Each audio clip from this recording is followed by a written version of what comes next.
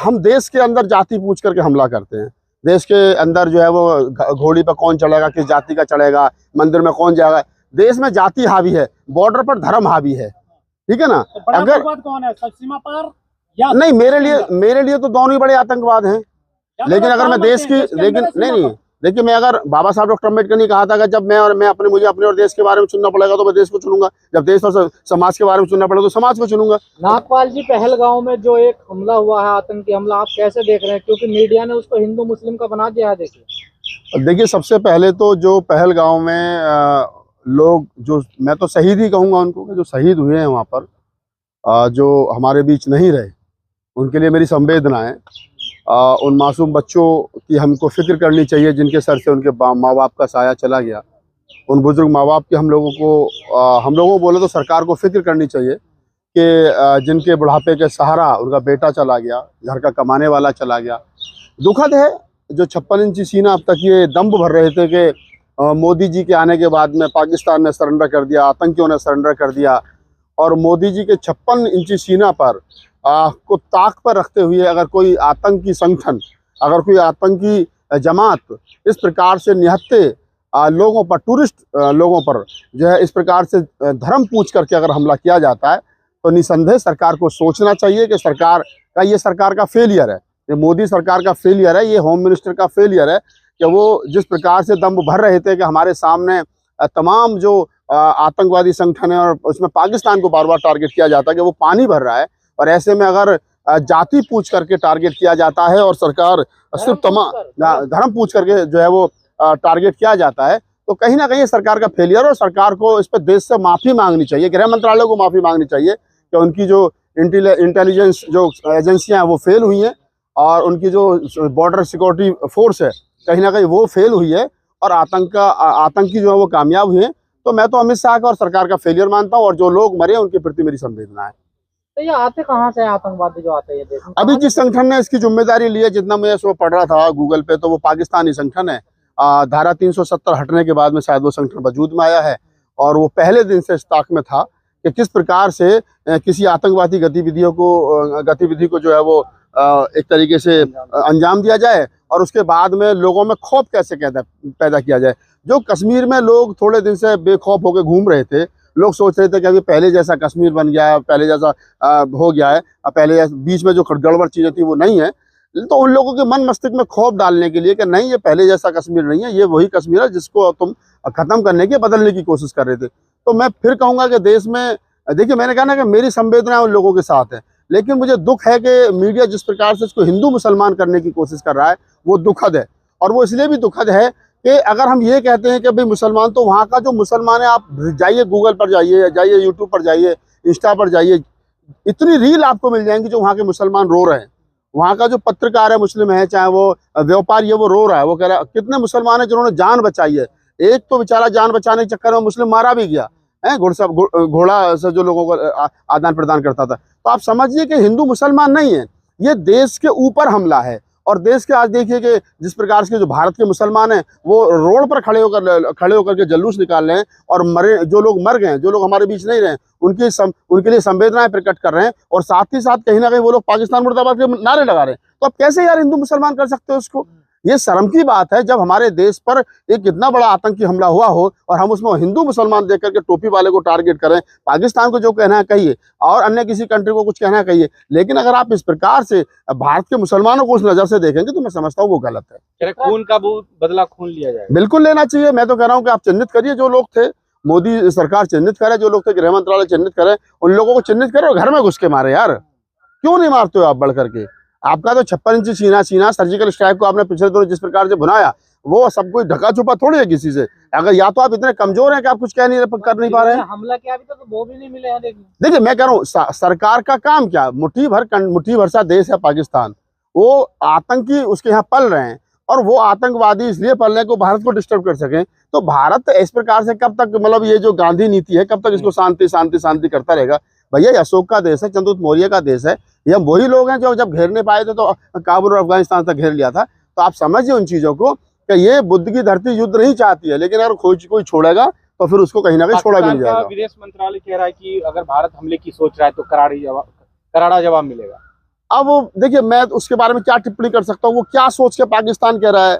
जो बेचारा गधे बेच करके अपना जीवन चला रहा हो पाकिस्तान, जो क्या नाम है उधार लेकर के अपना जीवन चला रहा हो पाकिस्तान, जिसके पास में मानवता के नाम पर कुछ बचा ही ना हो, जो हर दूसरे दिन कटोरा लेकर के किसी विकसित देश के सामने खड़ा रहता हो, और वो भारत के सामने इस प्रकार की आंख में आंख डाल करके करो करारा जवाब मिलेगा, तो ये हमारे जो देश के इतनी बड़ी सेना है, इतना बड़ा हमारा इकोनॉमी है, इतनी बड़ी हमारी जनसंख्या, उसके लिए भी कहीं ना कहीं नागपाल जी, पाकिस्तान से पहले अपने देश की सरकार से सवाल नहीं पूछने चाहिए? ये बिल्कुल, हमले हो क्यों रहे हैं? मैंने तो कहा है कि ये हमले हो रहे हैं सरकार का फेलियर है, ये हमले हो रहे हैं ये गृह मंत्रालय का फेलियर है। और ये जो दम्भ भर रहे थे कि हमने पाकिस्तान को घुटनों पे ला दिया, पाकिस्तान को रुला दिया, रोज जो क्या नाम है आर पार और टक्कर और पता नहीं कौन कौन से शो टीवी पर आते हैं, ये टक्कर और आर पार और ये कहाँ चले गए सब लोग। तो ये विचारणीय प्रश्न है जिस प्रकार से ये सरकार से सवाल नहीं पूछ रहे, ये तो विपक्ष से सवाल पूछ रहे। मैं पूछ रहा हूँ कि यार ये समय ना तो विपक्ष से सवाल पूछने का है, ना किसी और से सवाल पूछने का। ये सवाल जो है सीधा सीधा कहीं ना कहीं सरकार को ये इस बात के लिए बाध्य करने का है कि सरकार चाहे कि वो कहीं ना कहीं पाकिस्तान, या वो जो लोग पाकिस्तान नहीं, वो जो लोग किसी भी कंट्री में छुपे हुए, भारत में भी हैं अगर वो, तो उन लोगों को चिन्हित किया जाए और सरेआम रोड पर खड़े होकर के सूली पर टांग दिया जाए। मैं तो खुद सवाल कर रहा हूँ कि भाई भारत की जो खुफिया एजेंसी है, जिन पर हमें बड़ा नाज है, जिनको हम घी दूध पिला रहे हैं, वो क्या कर रही है, उनका ये फेलियर है। और क्या ये कितने दिनों के बाद पुलवामा हो गया, पुलवामा का आज तक सटीक पता नहीं चला है वो कौन लोग थे उसमें, जो लोग मारे गए उनके बेचारों के अभी तक आंसू नहीं सूखे थे एक तरीके से, और उसके बाद में ये फिर दोबारा घटना हो गई है। तो आप समझिए जिस प्रकार से मुल्क को तबाह करने की कोशिश की जा रही है, और बार बार हिंदू मुसलमान, क्योंकि हिंदू मुसलमान में कहीं ना कहीं सरकार को मजा भी आ रहा है। हिंदू मुसलमान करने से उसका वोट बैंक भी इकट्ठा हो रहा है, और लोग भारत के अंदर भी ऐसे कुछ अनपढ़ और कुपढ़ लोग हैं जिनको उनको भी मजा आ रहा है। लेकिन बुद्धिजीवी वर्ग को चाहिए कि इसको हिंदू मुसलमान ना करके देश की एकता अखंडता को बनाए रखते हुए हमारे देश के ऊपर हमला हुआ है, हमें जिन लोगों ने हमला किया वो चाहे किसी भी धर्म है, किसी भी मजहब के, उनको मुंहतोड़ जवाब देना और उनको वही सबक सिखाना ताकि वो आने वाले समय पर याद रखें। पार्टी बड़ी परेशान है, कहने धर्म पूछ कर मारा जा रहा है, बहुत बड़ा एक्शन। देखिए, जहां तक सवाल चित्रा त्रिपाठी जी का है, चित्रा त्रिपाठी हो गई और तमाम जितनी त्रिपाठी और चौपाटी घूम रही हैं, अर्णव कश्यप हैं, एक और श्वेता सिंह हैं, ये एक चौधरी हैं, ये जितनी ब्यूटी पत्रकार हैं, तो मैं तो इनको यही कहूंगा कि आप पत्रकारिता छोड़ दो। देखिए, पत्रकार की ये भाषा नहीं होनी चाहिए। हम भी छोटी मोटी पत्रकारिता करते हैं, हम भी क्या नाम है चैनल चलाते हैं, आप तमाम लोग जिम्मेदार। हमारी जिम्मेदारी अपने काम के साथ साथ देश की जमहूरियत के प्रति भी हमारी जिम्मेदारी बनती है, देश के लोकतांत्रिक ढांचे के प्रति भी हमारी जिम्मेदारी बनती है, संवैधानिक जो ढांचा है हमारा उसके प्रति हमारी जिम्मेदारी बनती है। अगर हमारी पत्रकारिता में हमारा संविधान, हमारी जमहूरियत नहीं है तो हम समझते हैं हमारी पत्रकारिता नहीं है। तो जो भी पत्रकार इसको हिंदू मुसलमान करने की कोशिश कर रहे हैं, निसंदेह वो भारत के संविधान से अपने आप को ऊपर समझ रहे हैं, भारत की जमहूरियत से अपने आप को ऊपर समझ रहे हैं। ऐसे पत्रकारों को बहिष्कार होना चाहिए। और मुझे खुशी है कि जब क्या नाम है वो उन पत्रकारिता महोदय क्या नाम है जो गई थी अभी चित्रा त्रिपाठी जिनका भी हाल ही में तलाक हुआ है, चित्रा त्रिपाठी जी गई थी वहां पर, तो गो बैक घेर लिया उनको और वापस कर दिया वहां से। तो आप हिंदू मुस्लिम कर, तो देखिए ना कि सरकार के इशारे पर वो सब कुछ हो रहा है। कई बार तो मुझे शक होता है कि जो आतंकी हमले हो रहे हैं ये हो रहे हैं, कराए जा रहे हैं, ये भी कहीं ना कहीं मुझे शक होता है। हालांकि मैं एक जिम्मेदार नागरिक होने के नाते, एक लोकतंत्र का प्रहरी होने के नाते ये कह सकता हूँ कि ऐसा नहीं है, ये एक दुर्घटना है और हमें इसका पूरे देश को इकट्ठा होकर के मुंहतोड़ जवाब देना चाहिए। ये समय कैंडल मार्च निकालने का नहीं है, ये समय उन लोगों को ढूंढने का जिन लोगों ने हमारे देश के उन तमाम बुजुर्गों को, युवाओं को, बच्चों को आंखों में आंसू दिए, उनको ढूंढ करके उन्हें कहीं ना कहीं सबक सिखाने का। मीडिया तो कह रहा है भारत सरकार ने बड़ा एक्शन ले लिया, वीजा बंद कर दिए, देखिए उससे क्या होगा। आपने भाई, आप चाइना ने आपको डिस्टर्ब किया तो चाइना के आपने 48 या 45 कुछ ऐसे ऐप बंद कर दिए उस समय पर, बड़े खुशी है साहब अब चाइना घुटनों पे आ जाएगा, 45 ऐप बंद कर दिया, टिकटॉक बंद हुआ, कुछ हुआ? कुछ नहीं हुआ ना। अब आपने पाकिस्तान के लिए वीजा बंद कर दिया, पाकिस्तान का और कुछ बंद कर दिया, अटारी बाघा बॉर्डर बंद कर दिया, तो कर दिया, उससे क्या हो रहा है? अटारी बाघा बॉर्डर से तुम्हारे कौन सी आमदनी हो रही थी पाकिस्तान को, बताओ मुझे। अरे वहाँ शाम को एक परेड होती थी, वो परेड बंद हो गई, बात खत्म हो गई, तो उसमें खर्चा ही होता था भारत सरकार का है। तो ये कहना कि वो आपके इस जो आपने ये घटनाक्रम करा है, जो आप जिनको आप उपलब्धियां गिना रहे हो, इन उपलब्धियों से कुछ पाकिस्तान को फर्क पड़ा? ऐसा नहीं है। आज भी देखिए, आप कितना भी पाकिस्तान के साथ युद्ध लड़ लीजिए, लेकिन लाहौरी नमक वहीं से आएगा, सुपारी वहीं से आएगी। तो ये बहुत सारी चीजें ऐसी हैं, व्यापार चाह करके भी बंद नहीं कर सकते। जो चीज भारत में बनी नहीं रही है और आपका उसके बिना उनके बिना काम नहीं चलेगा, तो कहाँ से लाओगे वो? तो जब देश आजाद जब टू नेशन थ्योरी के आधार पर पाकिस्तान और इंडिया अलग अलग हुए थे, तब उसमें लिखा गया था हमारे संबंध कैसे भी रहें, फिर भी कहीं ना कहीं जो व्यापारिक संबंध है वो रहेंगे। सीना लाल आंखें, एक सर के बदले 10 सर, क्या ये है सब? ये मीडिया वालों से पूछो, ये चित्रा त्रिपाठी, अंजना ओम कश्यप, श्वेता सिंह, सुधीर चौधरी और अभिज्ञान क्या नाम है, आशीष देवगन, और वो एक वो अभिज्ञान कौन सा दूसरा वो जो पीटता रहता है अर्णब गोस्वामी, वो लोग बताएंगे जो सरकार के सारे पे सुबह शाम तक शो चलाते हैं, टक्कर और आर पार और पता नहीं कौन से संकट आया और सरकार पे आप हमला बोल रहे हैं। क्या कह रहे हैं आप? देश का संकट संकट आया और सरकार पे हमला बोल रहे हैं। तो हमला किस पर बोलूं? मेरी सरकार का फेलियर है तो मैं सरकार से ही तो सवाल पूछूंगा। गृह मंत्रालय की जिम्मेदारी क्या है?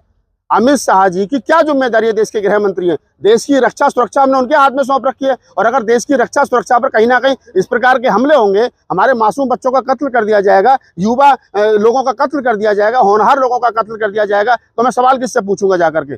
जब देश की रक्षा सुरक्षा की जिम्मेदारी अमित शाह को सौंप रखी है, वो गृह मंत्री है, तो पूछूंगा किससे जाकर के? मैं अंजना ओम कश्यप से।